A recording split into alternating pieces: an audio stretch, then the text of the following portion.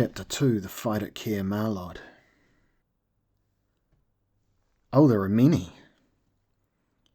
King Monarch's expression was troubled as he took up a second spear and flung that after the first. More than I have ever seen before. He glanced round to see how his men fared.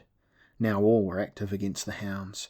They whirled slings, shot arrows and threw spears. The hounds surrounded Caer Mahlod. There are many. Perhaps the Foy Muir have already heard that you have come to us, Prince Coram. Perhaps they have determined to destroy you.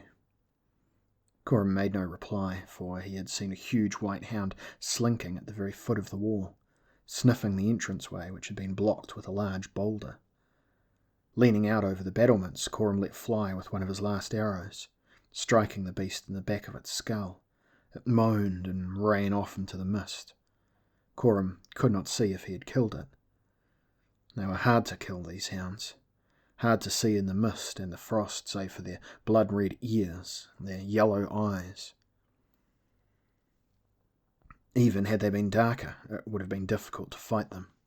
The mist grew thicker still. It attacked the throats and the eyes of the defenders so that they were constantly wiping the stuff from their faces, spitting over the walls at the hounds as they tried to free their lungs of the cold and clogging dampness. Yet they were brave. They did not falter. Spear after spear darted down. Arrow after arrow arced into the ranks of those sinister dogs. Only the piles of Tathlin balls were not used, and Coram was curious to know why, for King Monarch had not had time to tell him. But spears and arrows and rocks were already running low, and only a few of the pale dogs were dead. Caer, whoever he might be, had well-stocked kennels, thought Coram, as he shot the last of his arrows, dropped his bow and pulled his sword from its scabbard. And their howling brought tension to every nerve, so that one had to fight one's own cringing muscles, as well as the dogs themselves. King Monarch ran along the battlements encouraging his warriors. So far none had fallen. Only when the missiles were no more would they be forced to defend themselves with their blades, with their axes and their pikes. That time was almost upon them. Coram drew his breath, paused and tried to take account of their situation. There were something less than 100 hounds below. There were something more than 100 men on the battlements. The hounds would have to make enormous leaps to get a foothold on the walls. That they were capable of making such leaps, Coram was in no doubt. Even as he considered this, he saw a white beast come flying towards him, its forelegs outstretched, its jaws snapping, its hot yellow eyes glaring. If he had not already unleashed his blade, he would have been slain there and then. But now he brought the sword up, stabbing out at the hound as it flew through the air towards him.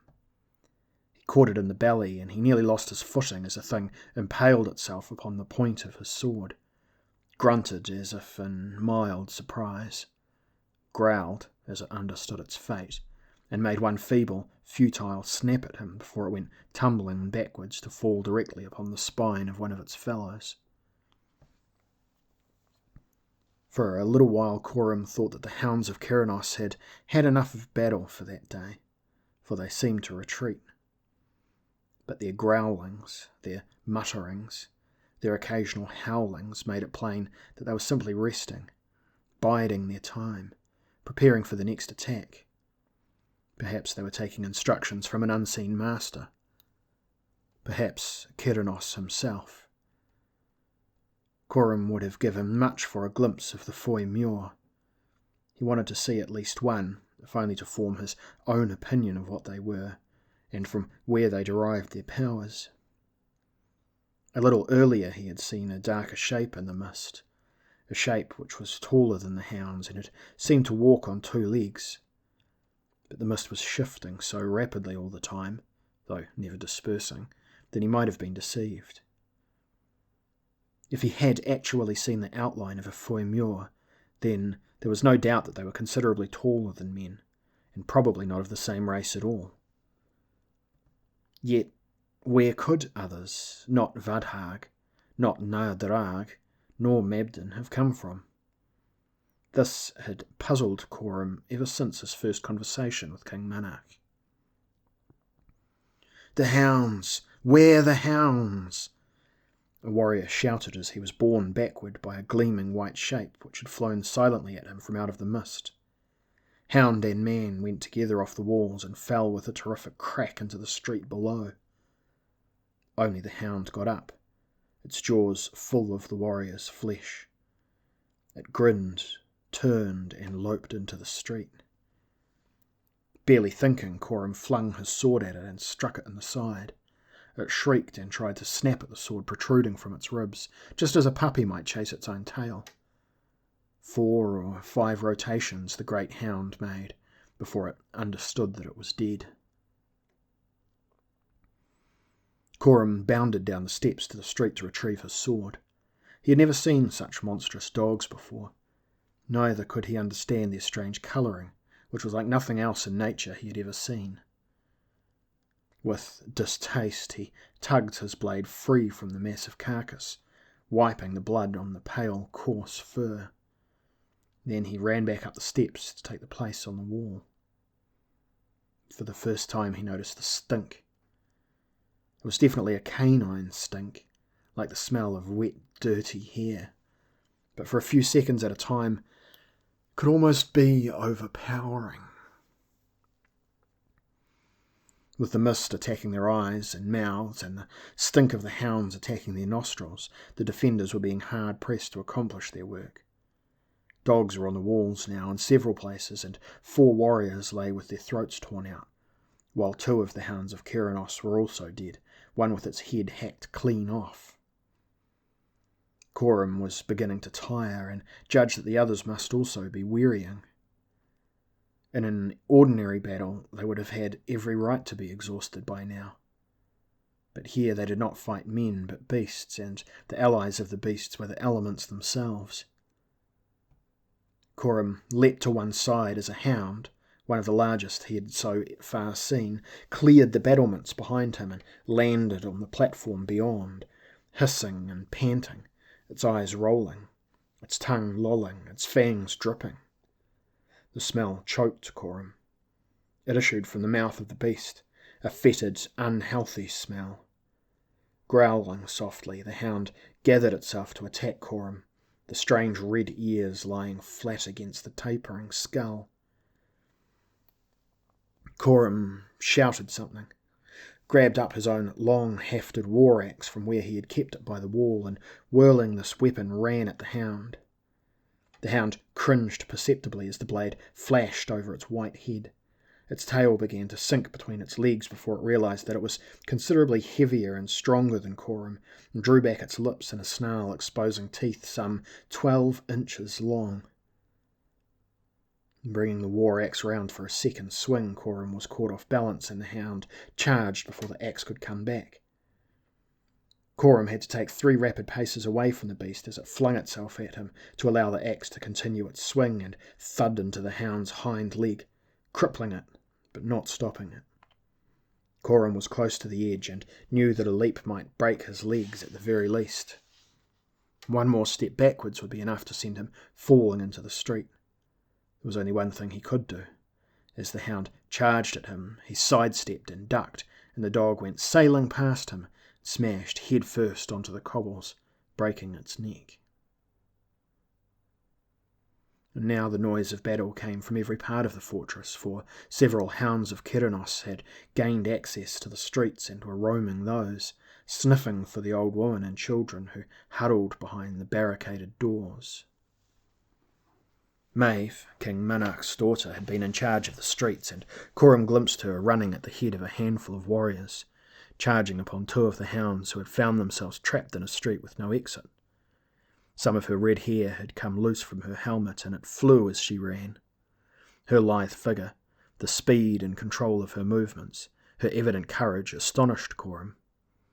He had never known a woman like this Maeve, or indeed other women here who fought with their men and who shared equal duties with them. Such beautiful women too, though, thought Coram.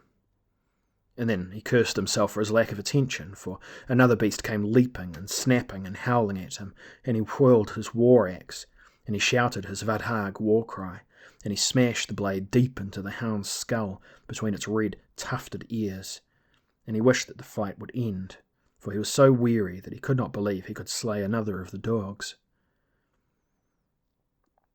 The baying of those dreadful beasts seemed to grow louder and louder. The stink of their breath made Coram wish for the harshness of the mist of his lungs. And still the white bodies flew through the air and landed upon the battlements. Still the great fangs snapped and the yellow eyes blazed. Still men died as the jaws ripped. They ripped flesh, sinew and bone. And Coram leaned against the wall and panted and knew that the next dog to attack him would kill him. He had no intention of resisting. He was finished. He would die here, and all problems would be solved in an instant. Caer Mahlod would fall, and the Foy Muir would rule. Something made him look down into the street again. There was Maeve, standing alone, sword in hand, while a massive hound rushed at her. The rest of her party were all down. Their torn corpses could be seen strewn across the cobbles. Only Maeve remained, and she would perish soon. Coram had jumped before he knew that he had made up his mind. His booted feet landed full on the rump of the great hound, bringing its hind parts to the ground. The war axe whistled now and crunched through the bone of the huge dog's vertebrae, almost chopping the beast in two. And Coram, carried forward by his own momentum, fell across the corpse, slipped in the beast's blood, struck his skull against its broken spine and fell over on his back, desperately trying to regain his footing. Even Maeve had not realised what had happened, for she had struck at one of the dog's eyes with her sword, not realising that the creature was already dead, before she saw Coram. She grinned as he got to his feet and began to tug his war axe from the corpse. "So you would not see me dead then, my elven prince?" "Lady," said Coram, gasping for breath, "I would not." He freed his axe and staggered back up the steps to the battlements where weary warriors did their best to meet the attacks of seemingly innumerable hounds. Coram forced himself forward to help a warrior who was about to go down before one of the dogs. His axe was becoming blunt with all the slaughter, and this time his blow only stunned the dog, which recovered almost immediately and turned on him. But a pike took it in the belly, and the worst Coram got was the thing's thick and ill-smelling blood pouring over his breastplate. He stumbled away, peering through the mist beyond the walls, and this time he did see a looming shape. A gigantic figure of a man, apparently with antlered horns growing from the sides of its head, its face all misshapen, its bodies all warped, raising something to its lips as if to drink. And then came a sound which made all the hounds stop dead in their tracks and caused the surviving warriors to drop their weapons and cover their ears. It was a sound full of horror, part laughter, part screaming, part agonized wail, part triumphant shout. It was the sound of the horn of Cernunnos calling back his hounds. Coram glimpsed the figure again as it disappeared into the mist. The hounds which remained alive instantly began to dive over the walls and run back down the hill until there was not a single living dog remaining in Caer Mahlod. Then the mist began to lift, rushing back towards the forest as if drawn behind Cernunnos like a cloak. Once more the horn sounded. Some men were vomiting, so terrible was the sound. Some men screamed while others sobbed. Yet it was plain that Cernunnos and his pack had had enough sport for that day. They had shown the people of Caer Mahlod a little of their power. It was all they had wanted to do. Coram could almost understand that the Foy Muir might see the battle in terms of a friendly passage of arms before the main fight began. The fight at Caer Mahlod had brought about the deaths of some 34 hounds. 50 warriors had died, men and women both. Quickly, Maeve, the Tethlum! King Manach, wounded in the shoulder and bleeding still, cried to his daughter. She put one of the round balls of brains and lime into her sling and was whirling it. She let fly into the mist after Keranos himself. King Manach knew that she had not hit the Foimure. It is one of the few things they believe will kill them, the Tethlum, he said. Quietly they left the walls of Caer Mahlod and went to mourn their dead. Tomorrow, said Coram, I will set off upon this quest to find your spear, Briarneck, for you, and bring it to you, clutched in my silver hand. I will do all that I can to save the folk of Caer Mahlod from the likes of Keranos and his hounds. I will go. King Manach, aided down the steps by his daughter, merely nodded his head, for he was very faint.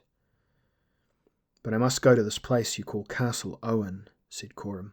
This I must do first before I leave. I will take you there this evening, said Maeve. Coram did not refuse.